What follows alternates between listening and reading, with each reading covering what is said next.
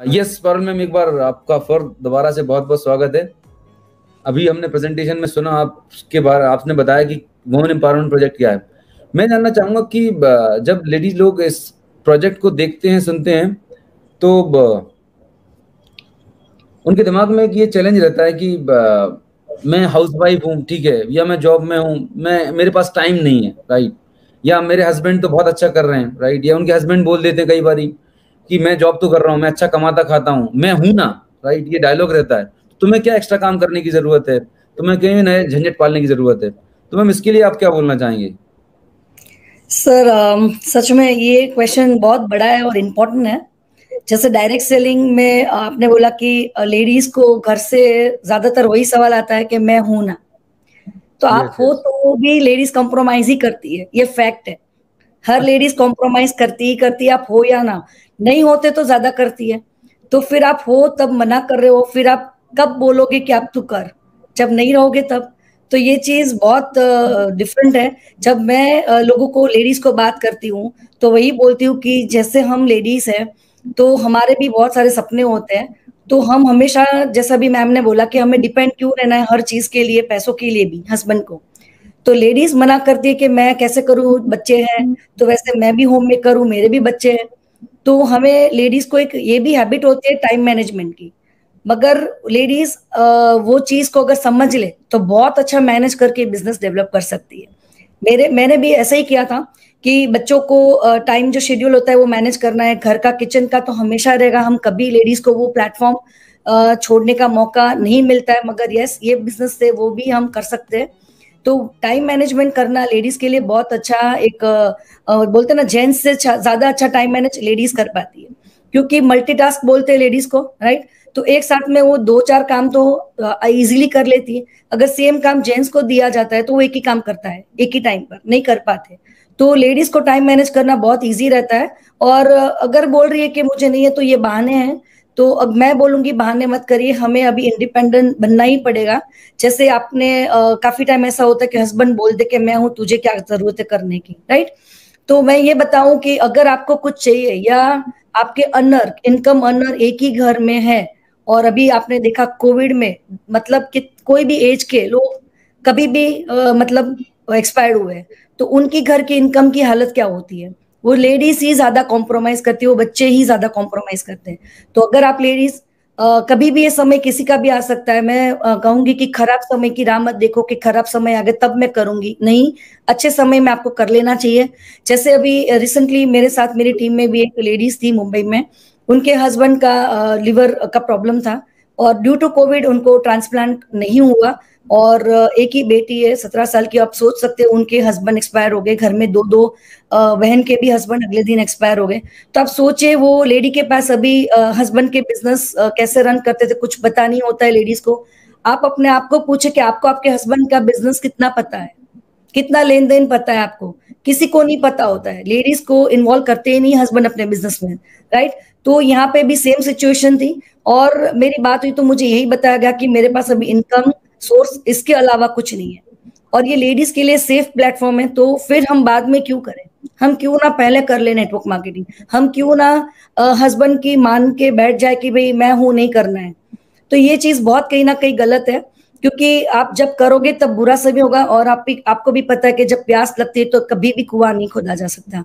तो यहाँ पे अगर आपको पानी चाहिए तो आप भर के रखिए पहले से ही, जब भी प्यास लगे आप ले सकते हो। मतलब आप इंडिपेंडेंट बन जाओ। ये मार्केट, ये इंडस्ट्री बहुत प्यारी है, बहुत सेफ है। और वेस्टीज तो बहुत सेफ प्लेटफॉर्म फॉर लेडीज है।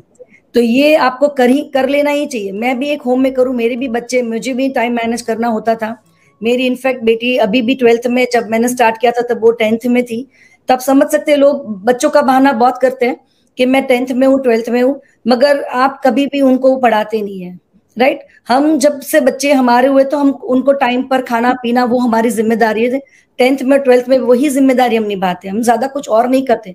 तो फिर क्यों बहाना करें हम कि मेरी बेटी 10th में है, मेरा बेटा 12th में, मैं नहीं करूंगी 1 साल 2 साल। तो इसमें लॉस किसका है? हमारा खुद का लॉस है। और हम बच्चों के, हमारे ना करने से उनके परसेंटेज बड़े नहीं हो जाते, राइट। उल्टा मेरी डॉटर के, जब मैं 10th में थी, मैंने बहुत फिजिकली बाहर फंक्शन मीटिंग अटेंड किए जब उनके बोर्ड, प्री बोर्ड चल रहे थे। She score 96 in 10th।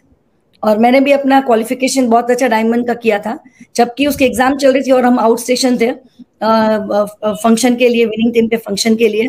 तो आप समझ सकते हो कि अगर मैं बहाने बनाती कि उसकी बोर्ड से फाइनल और मैं नहीं आऊंगी, इनफैक्ट मैं और मेरे हस्बैंड दोनों गए थे, तो यहाँ पे अगर आप बच्चों का बहाना बनाओगे तो उसको मत बनाइए, वो आपको देख के इंस्पायर होंगे और अपना एजुकेशन में बहुत अच्छा कर सकते हैं।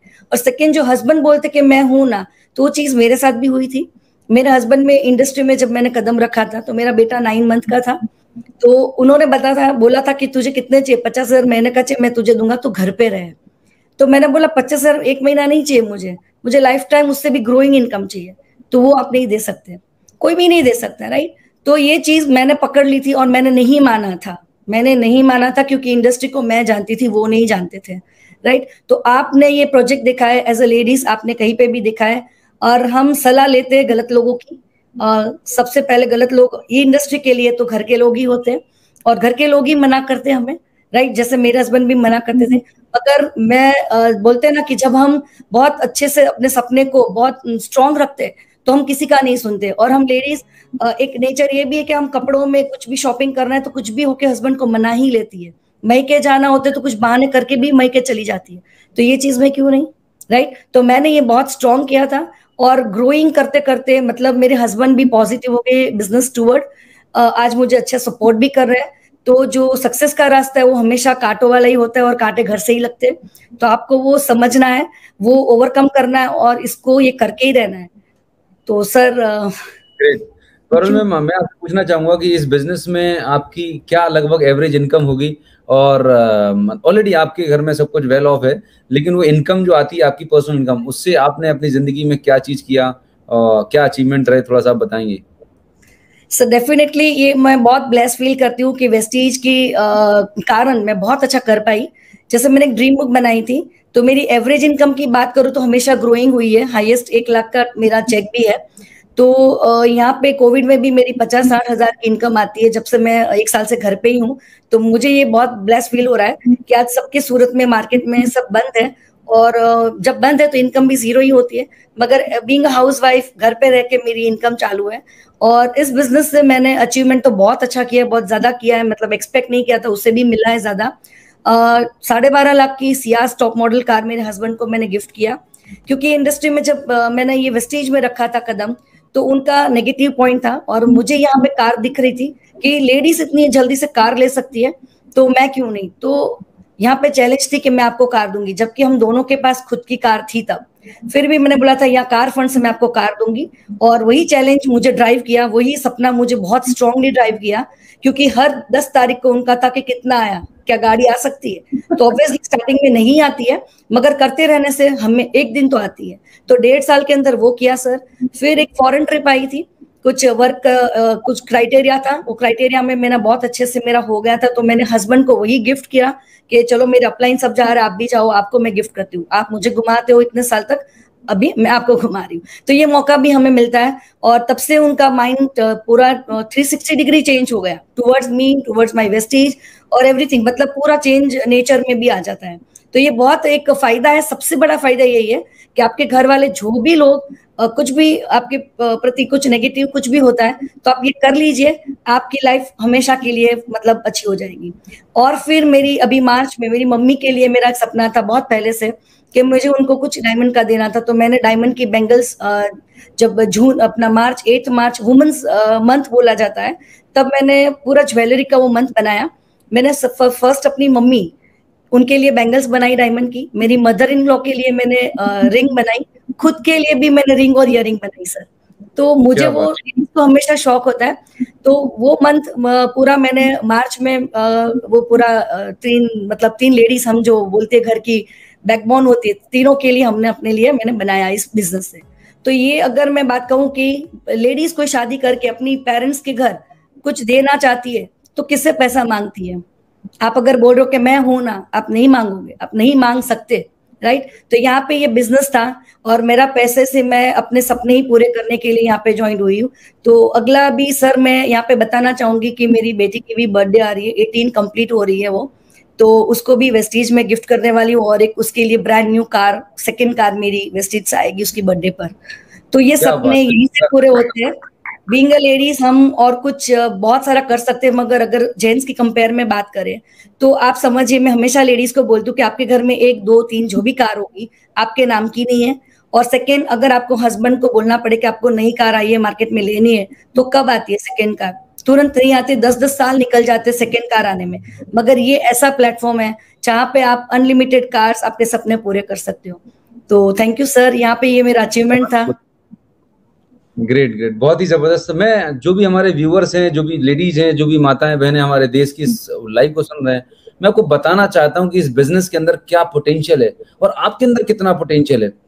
मैम, आपको मैं बताऊं कि क्या आप दिन भर इसी बिजनेस को करते हैं या दिन में 2 से 3 घंटे आप इस बिजनेस में डालते हैं? कैसे आपका क्या रूटीन रहता है? सर ये बिजनेस इतना अच्छा है ना कि दूसरा काम करने को मन ही नहीं होता है। सच में बोलूं तो मुझे लगता है कि मैं भी रिटायर्ड हो जाऊं बीइंग हाउस वाइफ के जो भी उससे। तो स्टार्टिंग में जब भी टाइम मिलता था मैं डालती थी, क्योंकि मुझे अपने सपने बहुत स्ट्रांग थे। तो आप 2 से 3 घंटे भी अगर डालते हो मैनेज करके तो भी बहुत अच्छा कर सकते हो। मगर लेडीज के पास बहुत सारा 2-3 नहीं 5-6 घंटा मिल जाता है। एक्चुअली वो अगर काउंट करें ना तो फेसबुक पे टाइम पास करते हैं हम लोग, चिट चैट करते हैं आजू बाजू वाले से, तो बहुत सारा टाइम 5-6 घंटे मिलते हैं। अगर आपके सपने स्ट्रांग है तो आप 5 घंटे भी डाल सकते हो। तो मैं स्टार्टिंग में डाला करती थी 2 से 3 घंटा। तो अभी मुझे और स्ट्रांग मेरे सपने बढ़ रहे हैं, तो मैं थोड़ा जो भी टाइम मिल रहा है मैं वेस्टीज को दे रही हूँ। Thank you sir. Great great. दोस्तों, मैं आपको बताऊं कि सबसे इंपॉर्टेंट बात जो मैम की बात निकल के आ रही है कि अगर आपके पास कोई एक स्ट्रांग रीजन है, अगर आपके पास कोई इमोशनल ड्रीम है, तभी आप इस बिजनेस को कर सकते हैं। फॉर द शेक हाँ ज्वाइनिंग कर लिया, प्रोडक्ट यूज करने हैं, राइट, आपके पास कोई स्ट्रांग रीजन नहीं है, राइट, कोई इमोशनल रीजन नहीं है, तो इस बिजनेस को करने का कोई रीजन मतलब आप नहीं कर पाएंगे, आप लॉन्ग टर्म तक नहीं कर पाएंगे। आपके पास कोई सॉलिड रीजन होना चाहिए। जब आपके पास कोई इमोशनल ड्रीम है, आप वो आइडेंटिफाई करें। आज आप घर पे बैठ के लिखिएगा कि वो कौन सी चीज है अपने 20 25 30 साल के कैरियर में जो आप अपने लिए पाना चाहती थी, अपने पेरेंट्स के लिए आप करना चाहती थी, अपने हस्बैंड के लिए आप करना चाहते, अपने बच्चों के लिए, सोसाइटी के लिए। आप कोई तो एक ऐसा रीजन होगा, कोई तो ऐसी वजह होगी, राइट, जो आप पाना चाहती हैं। आप उसको लिख लीजिए और मैं आपको यकीन दिलाता हूं आने वाले 1 से 2 साल के अंदर वो ड्रीम आपका इस वेस्टीज बिजनेस के साथ में, विनिंग टीम के साथ में आपका पूरा हो सकता है। इस बिजनेस में आप जो पाना चाहते हैं हर वो चीज पॉसिबल है। इतना इनॉर्मस पोटेंशियल है इस बिजनेस के अंदर, राइट। तो मैं एक और मेरा एक जनरली लोगों का सवाल ये रहता है कि बीइंग ए लेडी, ठीक है, हम तो घर पे रहते हैं, हम लोगों को जानते नहीं है, राइट, तो हम कैसे इस बिजनेस को करें? हम फैमिली को छोड़ के, बच्चों को छोड़ के ट्रैवल नहीं कर सकते, और अभी तो लॉकडाउन लग गया है लास्ट 1.5 साल से, तो सब लोग ऑनलाइन काम कर रहे हैं। तो मैम, आप इस बिजनेस को कैसे करते हैं, राइट? आप किस तरीके से सोशल मीडिया पे काम करके इस बिजनेस को बढ़ा रहे हैं? और अगर सोशल मीडिया पे काम करते हैं तो सब तरह के लोग रहते हैं, अच्छे लोग भी रहते हैं, बुरे ज्यादा लोग मिलते होंगे फेसबुक पे। तो बीइंग ए लेडी आप उनको कैसे हैंडल करते हैं, राइट? डर भी लगता होगा कई बारी, तो कैसे करते हैं आप? सर सच में मैं एक्चुअली, कोरोना तो खराब ही है मगर उसमें से बोलते हैं ना कुछ कुछ चीज है, मतलब सब चीज में कुछ अच्छाई भी होती है। तो मैंने यहाँ से अच्छाई अच्छी ली है कि कोरोना टाइम में हमें जो फिजिकल काम करते थे वो बंद करके हमें घर पे रहना पड़ा, तो हम डिजिटल हो गए। तो डिजिटल मुझे अभी ज्यादा अच्छा लग रहा है कि हम अपना घर बच्चे छोड़ के नहीं जाना पड़ता है, जैसे पहले जाना पड़ता था, काफी लेडीज को प्रॉब्लम होती थी। तो यहाँ पे डिजिटली बहुत अच्छा हो रहा है। और जब फिजिकली करते तो हम उतने, मतलब मैं सूरत से हूँ तो मैं सूरत के आजू बाजू में ही जा सकती थी। अभी डिजिटल के वजह से मेरा बिजनेस पूरे इंडिया और इंडिया के बाहर भी ग्रो हो रहा है। तो ये बहुत अच्छा बेनिफिट है सोशल मीडिया पे। वैसे भी हम जब टाइम मिलता है, लेडीज फेसबुक पे किसी के फोटो आए लाइक एंड शेयर करती है, तो वही वहां पे भी ये सोशल मीडिया जो भी लिंक्डइन वगैरह है और फेसबुक है, उनको मैंने बहुत अच्छे से यूटिलाइज किया। वहां से ही हमने लोगों को अप्रोच करना शुरू किया। तो शुरू शुरू में थोड़ा टाइम लगता है, थोड़ा सीखने में, मगर डेफिनेटली अगर हम ट्राई करते सीखते तो हम उसमें सक्सेस हो ही जाते हैं। तो करते करते लोग, पता है कि सोशल मीडिया में, फेसबुक पे तो ज्यादातर लोग 50% से ज्यादा लोग ऐसे ही होते हैं जो टाइम पास के लिए होते हैं। तो ऐसा भी होता है कि कभी कभी लोग अपना नंबर मांगते या फिर ऐसी तैसी बातें करते, बिजनेस की बात करते करते मतलब कुछ नेगेटिव बात पे आ जाते हैं लेडीज के उसमें। तो फिर मैं क्या करती हूँ कि वो एकदम आराम से मैं हैंडल कर लेती हूँ। मैं पहले डरती थी स्टार्टिंग में, मगर यही लगा कि नहीं, ये चीज तो ये डेली आने ही वाली है। जब हम ऑफिस में काम करते तो हम ऑफिस में भी कलीग्स ऐसे कुछ होते जो गंदे नजर के होते हैं या फिर कोई गालियां गलोच वाले होते हैं, राइट। तो उसमें हम कुछ नहीं कर पाते, लेडीज को वो जॉब कंटिन्यू करना ही पड़ता है या फिर वो क्विट नहीं कर सकती। तो यहाँ पे हमारे पास बहुत अच्छा ऑप्शन है, रिपोर्ट का ऑप्शन है। हम रिपोर्ट कर सकते हैं फेसबुक को, हम ब्लॉक कर सकते हैं। तो मैं कभी भी ऐसे आती है तो मैं 2 तो सुनाती हूँ हम आज की नारी है, हमें चुपचाप डर के उनको ब्लॉक नहीं करना है।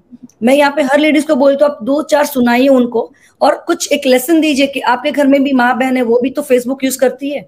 आप अगर ऐसे कर रहे हो तो फिर आप मुझे भेज रहे हो, वैसा ही किसी आपकी बहन को भेज रहा है, क्या लगेगा आपको? तो ऐसा कुछ भी जो है मैं बता के उनका रिपोर्ट करती हूँ और फिर ब्लॉक करती हूँ। मतलब आराम से मैं अभी बोल्डली हमें काम करना है, बोल्ड बनना है, हमें डर के नहीं रहना है। तो ये हमारा सोशल मीडिया से ही अभी बिजनेस होने वाला है। अभी तो सब डिजिटली हो रहा है, अभी पता नहीं कितना टाइम ऐसा निकलेगा और फिजिकल भी जाएंगे तो ये डिजिटल में ज्यादा मजा आ रहा है सर। सच में टाइम मैनेज बहुत ज्यादा अच्छे से हो रहा है क्योंकि सब ट्रेनिंग मीटिंग सबसे बात करना बहुत इजीली हो गया, टाइम बच रहा है।